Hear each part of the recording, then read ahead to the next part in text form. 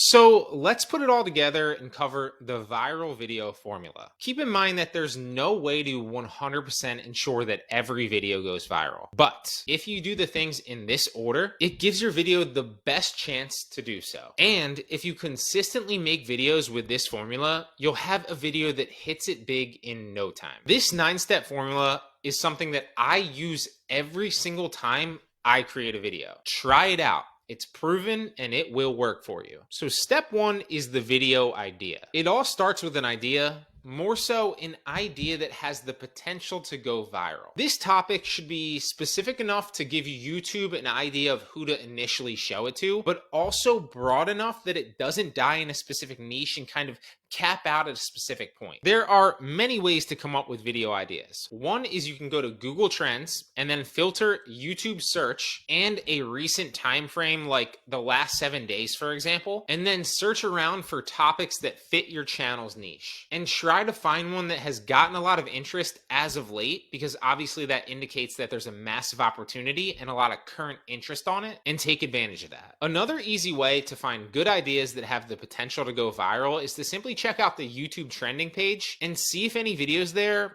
are around your topic. And if they are, ask yourself, can you make a video related to that? Because clearly there's an opportunity and a large potential audience. But perhaps my favorite way to find videos is to simply browse YouTube as a viewer and see what's suggested. One of the techniques that I recommend to most people is to create a YouTube profile simply to watch and subscribe to other creators in your niche. That way you can experience YouTube as the viewer of that type of content would. You want to look for videos that are doing well right off the bat and have the views, and the view to subscriber ratio on that video is disproportionately higher than you'd expect. You can compare it to recent videos from that creator to kind of get an idea of this. And some of my best videos were originally found this way. Now, once you have a great video idea with potential, then step 2 is to create a thumbnail and a title. Create the thumbnail before you create the video. That is crucial. You also want to come up with a title before you create the video as well. This will make sure that everything about your video is congruent and that when you do get the click, that viewer will stay longer simply because the video is exactly what they're expecting. And despite what you think, the 2 most important metrics about your video are not epic video editing, not cool transitions, and not even a great script or a great video idea. They're your thumbnail and your title. Because if you don't ever get a click on your video, it does not matter how good that video is. No one's ever going to see it. So create your thumbnail and your title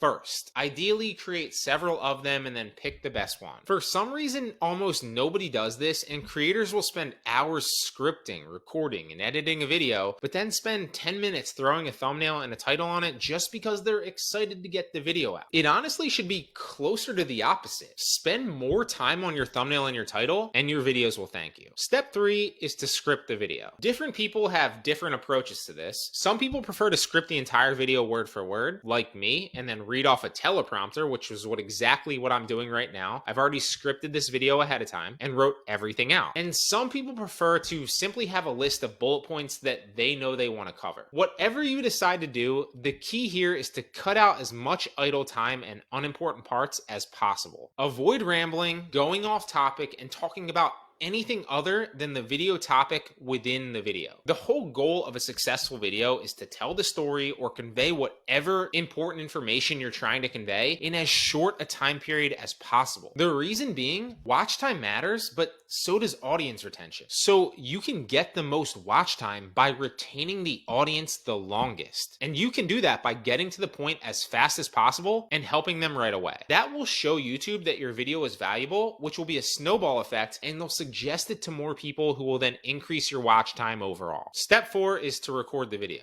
Pretty self-explanatory. I would at the very least consider your setup and your backdrop. Obviously, make sure you're not recording in darkness too. Lighting matters a lot. And viewers' split-second perception of you based on these factors could determine whether they give you a chance or just leave to find a new video. Step 5 is to edit the bones of the videos with jump cuts and zoom cuts. As we just covered, audience retention is huge. So you should edit your video normally and make sure that you're definitely cutting out any idle time, but also Also, then you should alternate every other frame with a zoom cut or jump cut. This is not difficult to learn at all. It's simply pulling the frame out in your editing software or repositioning the frame. That way the subject jumps around the screen and it keeps the audience engaged. Here's an example of a boring old video that I used to create with just me talking to the camera and no zoom cuts. Alright, so I want to break down two different multi-channel listing softwares, and I'll tell you the pros and cons, in my opinion, of each one, and then we'll dissect which one's actually better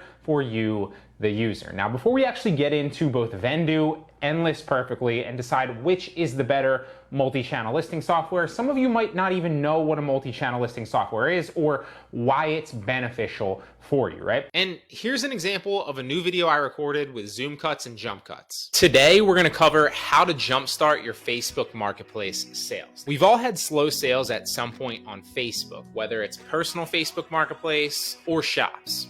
It's just part of it. It happens to me, and if you're watching this, then it's happened to you, or at least it will in the future at some point. See the difference? Which one do you think is going to have a higher retention? The answer, I hope, should be obvious. Now, step 6 is optional, but I think it helps, and that's to add a dulled music track in the background of the video. You want to make sure that the video music is not so loud that it overpowers the audio, but it does help, because a lower music track in the background can also help increase audience retention and kind of give the video a more fun feel that the viewers will enjoy. And you can try out a number of royalty-free music websites that give you copyright-free music, or you can just directly go to YouTube Creator Studio and grab royalty-free tracks from there. They have a ton. Step 7 is to add graphic overlays over top of the video if you can. Now, if you can't, then just skip this for now. It's not as important as some of the other things, if I'm being completely honest, but it will certainly increase audience retention and help make your videos look better and more professional. Step 8 is similar, and that's to add B-roll. This is a non-negotiable. The biggest difference between top-tier YouTubers, or even good YouTubers that are growing, and novice or hopeful YouTubers, as I like to call them, is